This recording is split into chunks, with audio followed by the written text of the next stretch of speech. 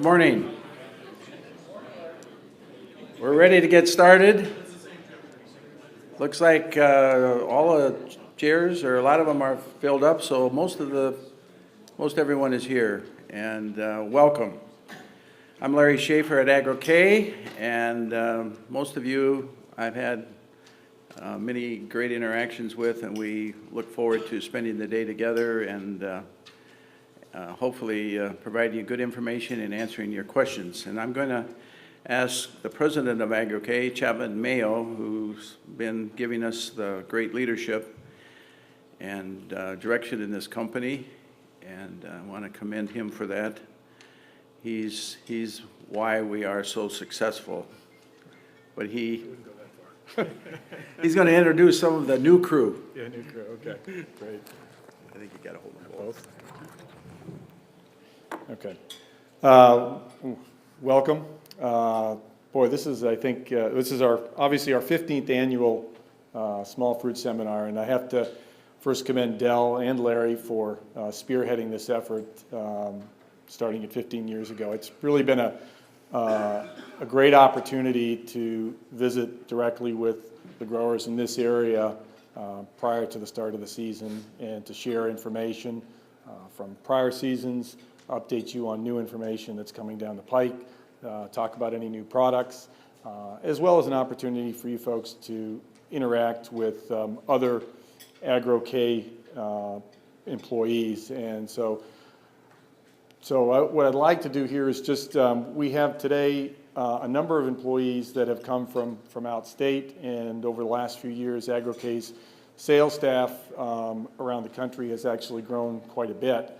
And so we have, the nice thing about that is, depending on the areas and where these people are, their expertise in various cropping segments is really quite good, and we can utilize those talents and bring that information back to here and apply it to cropping segments that you folks grow in places in other areas. So there's a lot of cross collaboration that's going on as our sales force has grown. So I just want to quickly point out a few people in the back here that are employees. I've got Francis Lyer. He'll stand up. Francis is based in Fargo and works with our distribution base up there as Simplot, so covering everything sugar beets and dry beans, soybeans, corn, potatoes in that area.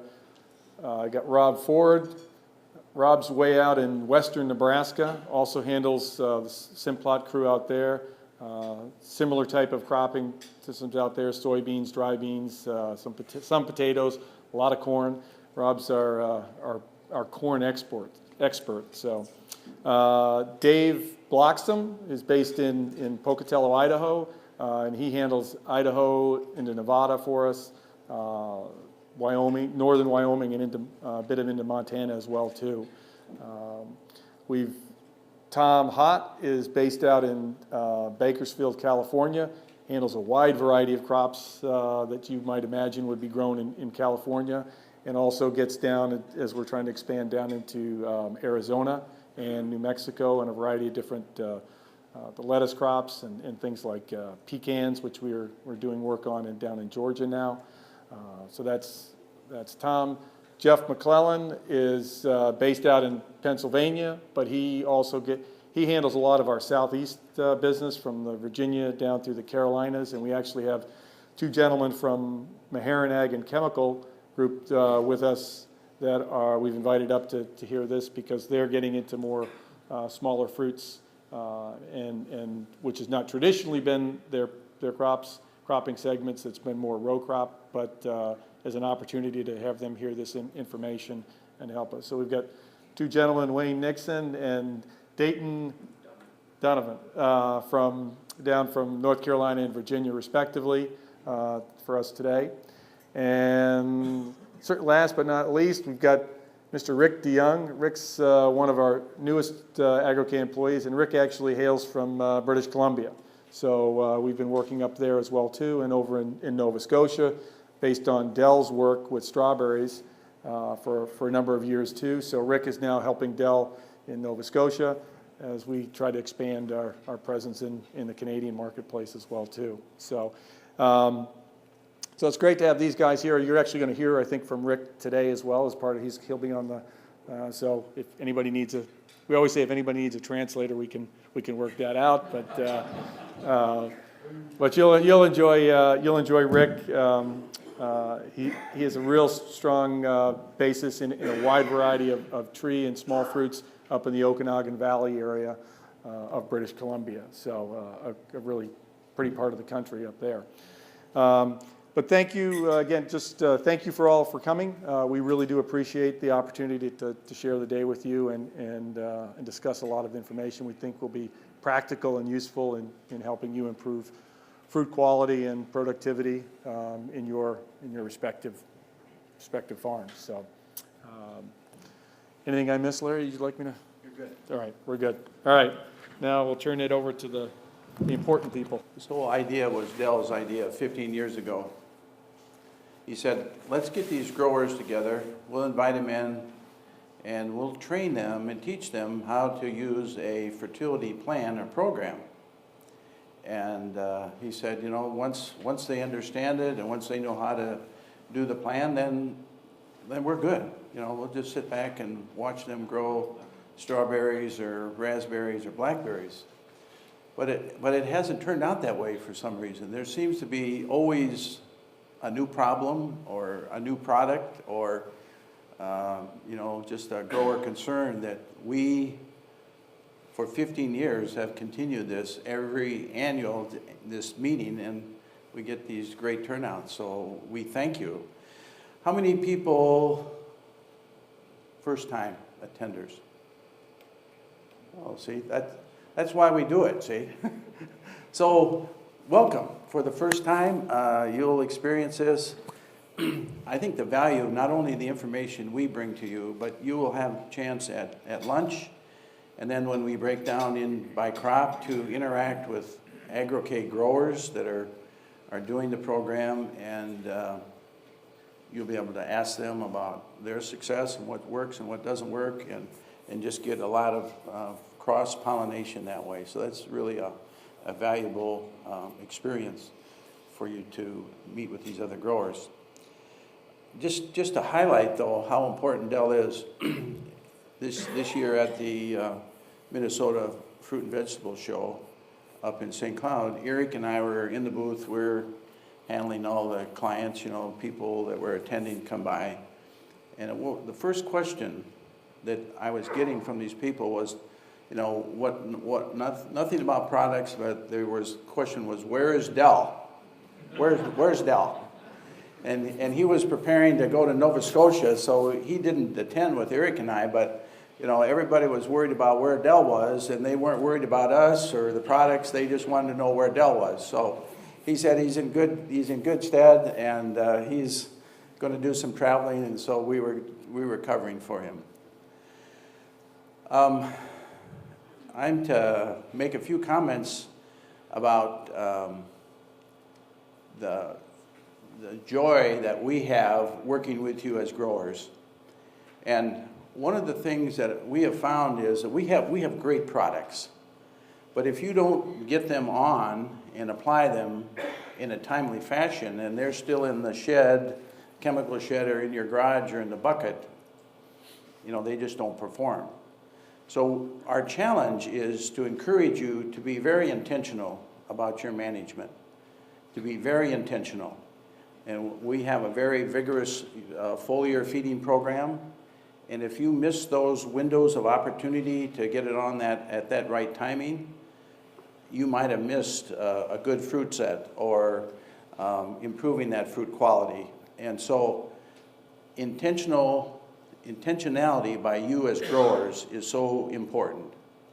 And I see that. I see that happening, and I just want to encourage that. And I know the weather is a huge factor. You know, I'll get a call and they'll say, you know, I missed the first 2 sprays. Do I try to do all 3 of them at once, or where do we go? And, you know, and basically, given the time in the plant and where we are, we have to go what the program is calling for at that time. We have to say we did miss that. So the weather is always a challenge. And that's why I would rather challenge you, encourage you to be on the early side rather than too late, so that you get the maximum benefit. And then another challenge that we have is we want you to do soil testing, tissue testing, and with the apples we do fruitlet testing. And today we're going to introduce a new technology, which is sap analysis. And sap analysis is where you measure the sap in a young leaf and in an old leaf on the same plant, and you compare that, and it gives you an indication as to the nutrient and what's happening in a plant. Usually they are saying 2 to 3 weeks prior to what you would get from a tissue test. So that kind of information is very valuable in terms of you making a correction in that plant, in that crop that you're growing. And so that technology is something that Dell and I have been working with, and Rob, several growers also particularly in strawberries and some corn and some greenhouse tomatoes. And it's a technology that we feel very confident about. We need to know, we need to learn from you what's happening in your crop. So we want to bring that technology. So today, John Kemp will be describing it and talking about it and the relationship that happened. So we're going to be bringing him to talk with you more today. He's not actually on the program, but we spent all day yesterday with Agro-K employees, training them and bringing them up to speed in this technology, because we want to use it more widely in our cropping programs and in our evaluation. One of the things that Agro-K we feel we do very well is improve quality. And if you know what that plant needs and what that plant is doing, and you can supplement that or increase that, you get that enhanced quality, whether it's strawberries or wine grapes or blackberries. So that is our thrust and emphasis, is quality, quality, quality, and how you make quality fruit. The other aspect is, as I talked about soil testing and tissue testing, this sap analysis, is that we're trying to address not only the full gamut. We're not trying to just focus in on foliar feeding and making a couple of foliar applications and saying you're good. We want you to look at the soil, amend that soil, correct that soil, increase the soil biology, and then get that crop off to a good start. And so it's more of a holistic approach to producing that quality. And we want to maximize that for long term. If we make those kinds of adjustments in your programs, and if you need more information about that, that's why we're here today. We have soil and tissue bags in the back. Pick them up. We can email those to you, and we can set you up with our account to work with Midwest Labs in Omaha. We're going to talk a little bit more about another soil program that we're calling Agro-K Productivity Tracker. And we want to track long-term your soil and how we, by increasing organic matter and breaking that down and enhancing the soil biology, how that will really be a powerful engine to producing quality. So I think I'm going to turn it over to Mr. Strawberry, or Dr. Strawberry. Anyway, a wall of raspberries. And obviously that doesn't just happen by itself. There's a lot of planning, a lot of work that goes into it. But when you do things right, why, this could be what the end result is. I'd say that crop is doing about 18,000 pints per acre on raspberries, and that is a premium crop. The topic we're going to be talking about right now will be about the SWD, spotted wing Drosophila, which wants us to, it wants to share in that, and we don't want it to share. But Larry likes to use the term intentional management, and this is kind of part of that intentional management. If you need to communicate, have a good plan for management, then you have to communicate the right information to all of the people involved. And it reminds me of a class that I was taking. You know, when you get to a certain age, why they make you take remedial driving so that you can get your 10% discount on your insurance. Anyway, the ex-highway patrolman, or the retired highway patrolman, was telling about a lady who he knew in a small community, Park Rapids actually, and he was driving down the street, and this lady was ahead of him, and she signaled that she was going to turn right. And pretty soon she turned left. And he pulled her over, and you know, he said, Mary, you know, he knew the lady. He says, what are you doing? He said, you told me that you were going to turn right. You signaled you were turning right. Well, she said, my left-hand signal is burnt out, and I figured if I signaled right, you'd know I was going to do something. So you'd watch out. So it's important that we communicate right and that we have the right information. And the one thing that's really hard to find is good information on spotted wing Drosophila. And you see Thaddeus Buchanan is actually up here presenting, but since he's in Manitoba presenting at a different conference, why I'm sort of taking the role as Thaddeus. He prepared the slides. And we just kind of wanted to do a quick update on that this year. There isn't a lot of new information as far as you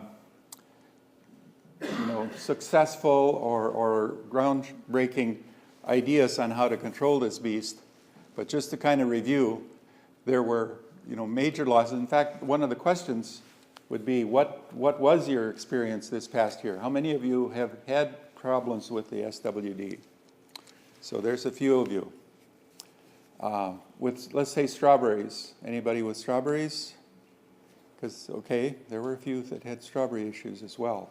In fact, that was kind of one of the other questions that I was kind of looking at earlier on was, what was the experience last year from other issues as well as the SWD in terms of pests, insects? Anyone have any unique kinds of experiences, any unique problems this year? Well, it'll affect tomatoes too if you basically, if they start cracking. Yes, it can. They don't normally go in the tomatoes, but they will. Right. They prefer this little, the raspberries. That's their number one fruit. And we keep looking for Nirvana, for the magic bullet, but so far we don't have it. Anyway, there were major losses in the fall raspberries in 2013, 2013, both in summer raspberries, fall raspberries, cherries, and blueberries, and then high numbers in strawberries after picking. In 2014, we're getting a better strategy as far as attacking the raspberries, as far as protecting the raspberries and blueberries. And this is a good picture of what you would see if you have the spotted wing Drosophila. And you can look at the receptacles.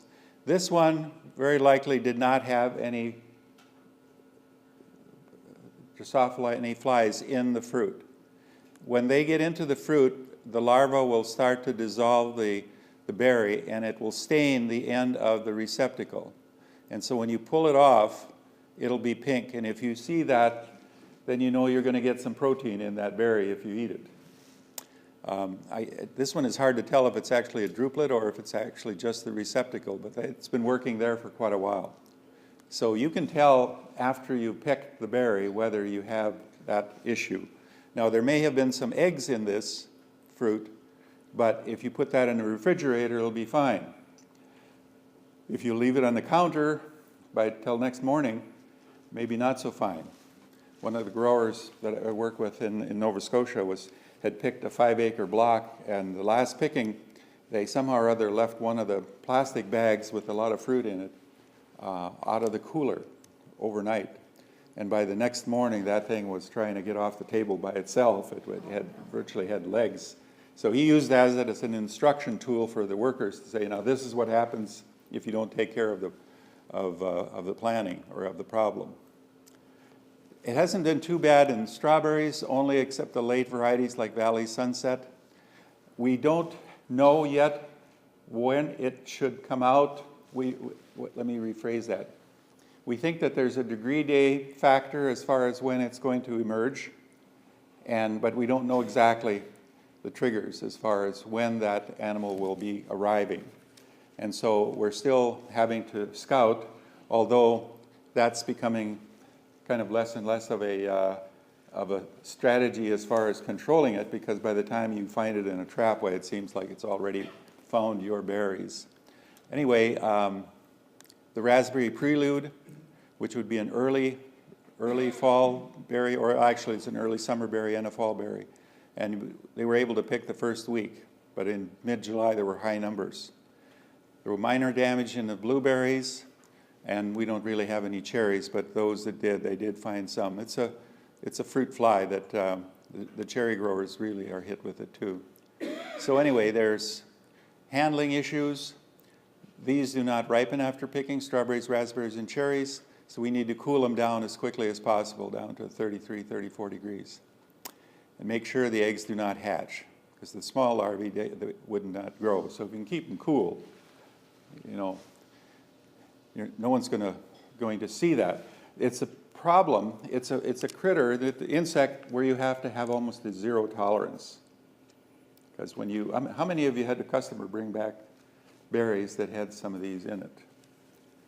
You know, that's kind of the, yes, sir. Can you freeze those berries and then kill the larva? You could, yeah. I don't know as far as killing is concerned. I would think so. Anyone know the answer to that? Have you done it? Who's frozen them and dispatched them that way? Certainly at some point, depending on how low the freezer went. But the problem it gets to be is people that are using the berries for wine making or whatever. That can be a real issue. I mean, it's not just that you can take the juice then. It does affect the quality factor after that. With blueberries, they will ripen after harvest, but we can cool them immediately and then let them ripen again. Low temperatures may kill the larva. Okay, that's probably the answer on that. They don't know what that temperature would be. And then, what should the threshold be? Zero tolerance. That's pretty hard to achieve. Who has struggled with that in the raspberries? And tell us a little bit about your marketing experience. Anyone want to share? Do I have to pick on you? Well, I think that, you know, we grow so many raspberries that basically, if they're soft, we just dispose of them right away. You can tell when you pick them. Right. Well, If they've got Drosophila in there, you know. Right. So, and we have so many that it really hasn't affected the market, and we have a minimal amount. I think that the biggest thing that seems to be affecting is your hygiene. If you can have really good hygiene, then cut down, make sure that you have less plants, so you got air circulation. okay. The other thing is that I've noticed that towards the end of the season, we actually have wasps, which is a natural predator, that basically is making a little hole in it's a like fall raspberry, pretty good size. It makes a little hole in here and eats Interesting. actually gets and eats that little Drosophila worm that's inside there. Okay. And the berry is still good. Okay. So I mean, you know, so we don't kill anything. Right. In my farm. So I mean, we have now a lot of natural predators. Okay. Interesting discussion on predators. The problem with that, you know, we're always looking for a natural predator that will take care of the problem. The problem is the insect usually comes and builds up before there's any predator to come and eat them. And so you still have fruit that has either a hole in it that you know somebody else has been there first, or they may be missing some. But anyway, interesting. Okay. Somewhere between 1% and 10% is kind of where the suggestion that it's like realistic. Randy, do you have any comments that, or Ryan, I mean, as far as the raspberries? How fast did they come in last year to the? Oh, it seems like, I don't know, it seems like the last 2 years they came in at roughly about the same time. Okay. And then it's weather dependent Ah. between the heat, because all of a sudden you'll get this great monitor and stuff, and all of a sudden you'll see, depending on the weather, the population will all of a sudden drop. Okay, It might be the beginning of the season, maybe towards the middle of it, you might get the 10% of your food infected, but as the season progresses and you keep your field clean and all that, the hygiene part of it, yep, it seems like the numbers are gone. okay, Go. interesting, interesting. So you were able to keep ahead of it even though after they had come in. Okay, perfect. All right. Now it says nobody noticed one infested berry per pint. I've always been curious about how they come up with these numbers. Somebody's out there checking that pint to see if there's one infested berry. But anyway, somebody might notice, but that's another issue. I've often wondered about the California berries coming in that don't seem to have any of these things in there. I'm wondering if they're, have a destructive vehicle going down the field that's getting rid of all of these things or what, but they seem to be pretty clean. Anyway, this is kind of what happens as far as their growth. And they just kind of struggle along, and every week they'll double. This is doubling with 2 flies, and then all of a sudden they hit that. And if you're not on top of it, that's why it's hard to work just with the trapping. You really need to be looking at getting in there and having a preventative program before they show up, which can be a little bit tricky. But anyway, but the crop can be lost in 1 week, and that's the biggest challenge. And keeping it sanitary, once they get in there, then getting it cleaned up, so it is sanitary, is so much harder. And so it's trying to stay ahead of it is the game plan. Controlling the flies after the numbers have reached a high level is pretty tough. So like with a crop that ripens at one time, like cherries, then the entire crop would be lost, basically. Where it goes over a long period of time, you might have 2 or 3 pickings that have to be removed, depending on if you didn't notice it. The interesting thing in too, like Ryan was saying, they do kind of come and go, even if they aren't controlled, which is interesting. Because I had about a 10, 12 foot long raspberry orchard at my house, and they would come in and hit, and then there wouldn't be any for a while, it seemed like. There'd be a lot of fruit that came out clean, and I haven't figured that out. I don't know if any of you experienced that same situation or not. Okay, but once the problem being, with that ovipositor from the fly, they put the egg into the fruit, and so once it's in there, the damage is already done. You have to protect it, get rid of the fly before it goes in. There's the window kind of for control before you get crop loss. It's a short window that you can use, because once you start seeing this, why, you've already suffered a lot of loss and very expensive to try to clean up. Detection in the early season is very difficult. Traps are not going to catch flies early enough to prevent crop loss. And a subject for discussion is, where do you put the trap? And I think, Pat, you were saying that when you had the trap in with the blueberries, they would actually come into the blueberries, and most of the insects were around the trap. So the thinking is, now, do we put the trap somewhere outside of that patch so we don't point them to it? And anyway, and there's some other traps which actually do have an insecticide, and that seems to be frowned upon by authorities, but it seems to be a logical conclusion to me. I don't know. If you can trap other flies, and dispatch them, why not these? But that's another issue. Okay. So on 2013, the infestation started July 5th to the 9th. It was a late spring, rainy June. The late strawberries were wormy, but then the picking was over for most. And I know some growers last year who stopped picking. It was the tail end of the season, and they saw them coming in, and they said, forget it, we're done. Can you go back to the Sure. slide up? Okay, No, the one before that showed the other graph there. okay.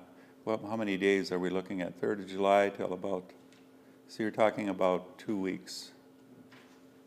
there's a window, but actually realistically I'd say it's more like here in this area, just to try to stay away from that cleanup work that you may have to do. We're going to try something this year. I didn't get to do it before I left, but I will be when we get back to our farm in Ohio.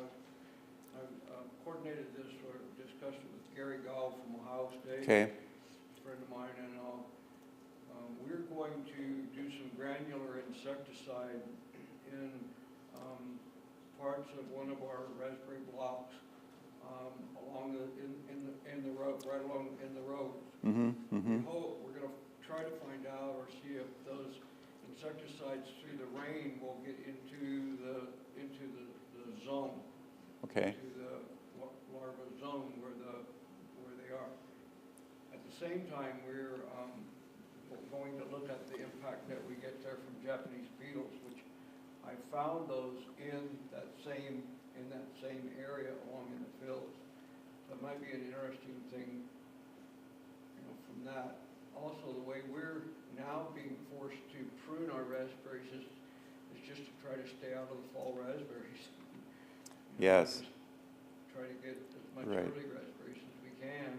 That's a little tough. Detrimental, but Yeah. Okay. The trap, or putting bait is a better term, again, would make sense. They do this in other countries where they actually have a bait outside of the area. well, there's trap crops. People know about What- trap crops, right? Yeah, trap crop. Okay, explain further on what crops are Well, you? we looked at it last year. I just couldn't do it. I didn't have the time to do it, but, and I'm not gonna get to do it this year, but if you can plant some sorghum, Sorghum? Okay. you can plant some sorghum outside somewhere along, that's called a trap crop. And those, they, like the Japanese beetles and stuff, they'll go to that trap crop. Then you spray the trap crop. Yeah, okay. And the same thing is true with SWDs. So the SWDs like sorghum? Yeah. Okay. They'll go to That's, the trap I didn't crop. know that. All right. You can look at trap crops, that's another way Right, to do it. I mean, like you say, there's no magic bullet. right. Okay. Well, you can see the damage or the kind of a dull area where there's obviously larval activity. No longer shiny. Where did I say? Oh, yeah. And in July, 2014 was July 10th, so we're talking about the same time, July 8th in 2015. Conditions were late spring, rainy June, average spring, rainy June. Where are they at until that time is what I'm wanting to wonder. Are they out doing something else? Do they have a plan, or what's the deal? But the agenda is they come in around early July. So, some of the experiences with control, sprayed at the white fruit stage, sprayed after detection, weekly sprays kept damage between 5 and 10%. What do you do with the customers? Do you tell them about this? You tell them that you might find one out in the field? Sure. Tell me your experience. What are they saying? We just tell them about it, and we give them, sometimes we'll give 2 buckets so that they'll clean the field for us while they do it. Okay. They're actually good ones. Okay. About 10 minutes, they just take them home. Okay, But they know what they're getting, they're not getting surprised by it. sure. We've had a couple people we told them to walk out. And if they see the calyx, receptacle, that they know that it was clean, and if it was red, it goes in the other bucket. Anyone else? What do you do? Tell them. What do they say? I guess my reaction, or my question was really, what are the customers saying? That's the next thing. Well, I think basically when you go to pick the berries, you can tell. You can tell which ones have it and which ones don't. You just don't pick those and put them in the Right, bucket. right. But the point you're all making is don't let them be surprised when they come out in the field, and so that's the whole question is, do we tell them about it beforehand and let them go out there and harvest, or are we trying to keep it down so we don't have to talk about it? Like keeping your crazy aunt in the back room or something like that. Anyway, okay, one missed weekly sprays, levels rose to 50%. So we're talking about consistency. There is a handout that will be on the back table for raspberry growers. I didn't make copies for everyone, but it does kind of give a plan where there's examples of using different products alternating, and you will see that out on the back. I don't think we get enough copies for everybody. Anyway, it gives a couple of examples of the rotation so that you can utilize different materials. Early raspberries, Killarney and Prelude, people have harvested a week or so before losing the crop. Late raspberries, Nova, that's a tough one, and I had the Nova. Okay. End of season, infestation levels drop in late August, below 5% without spray by early September. And it apparently is temperature dependent. Now, we don't have as much information as we really need to know about this. It's been around the world since 1916. They found it in Japan and in Korea, I believe, around 1916. So I'm just wondering, where has it been all these years? Because in 2008 or 9, it arrived in America. And from then, it just flashed throughout the entire country, except for Arizona, which is hot, and they don't like that much heat. Arizona and a few of the western states. Yes, sir?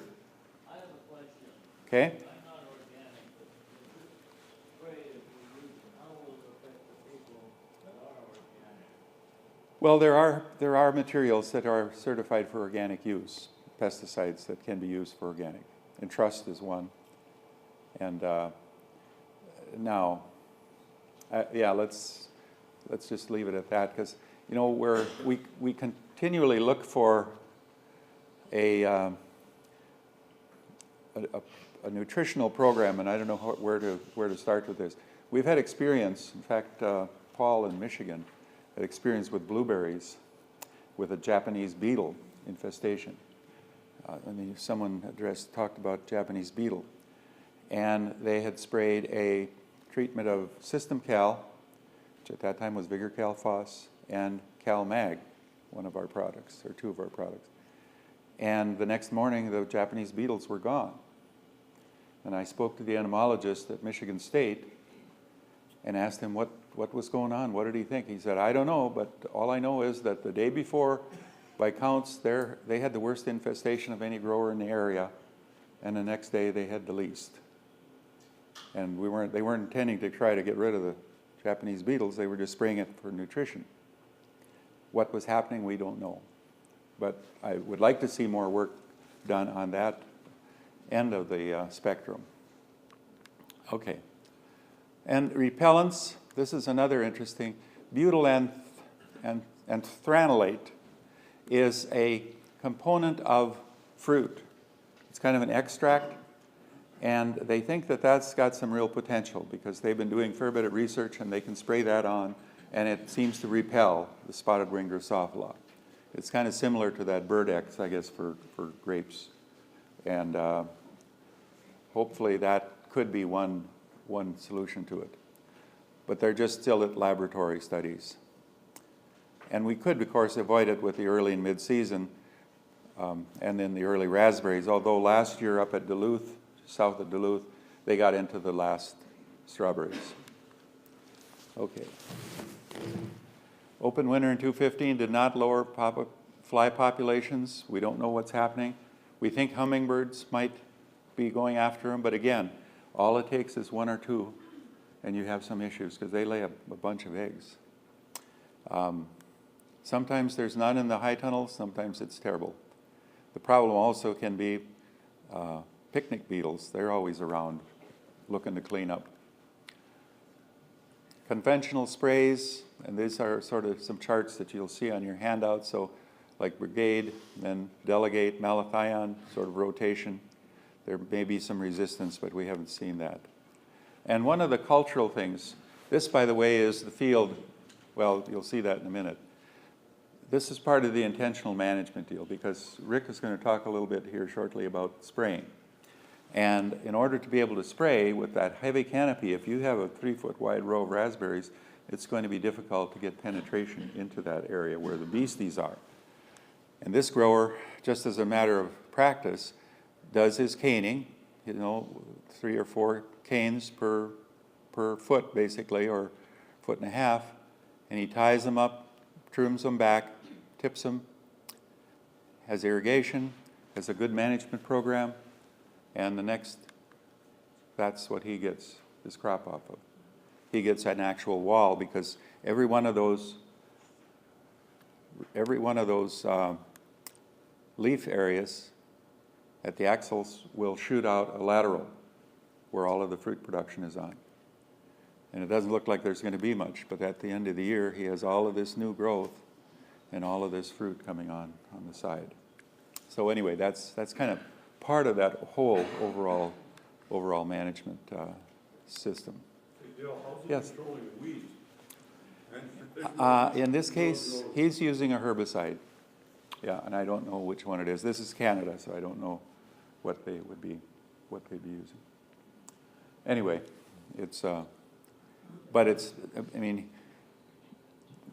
he has people out there. He puts a lot of energy and effort into it. But if you're getting 18,000 pints, you can afford to put some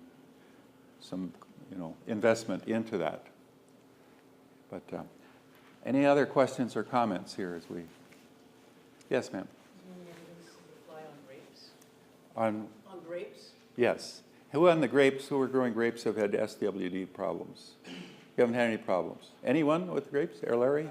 I've only seen it in table grapes, and they had some table grapes planted, and then there are wine grapes, and the table grapes were actually, they drew in the SWD, and they were really infested, so we had to spray.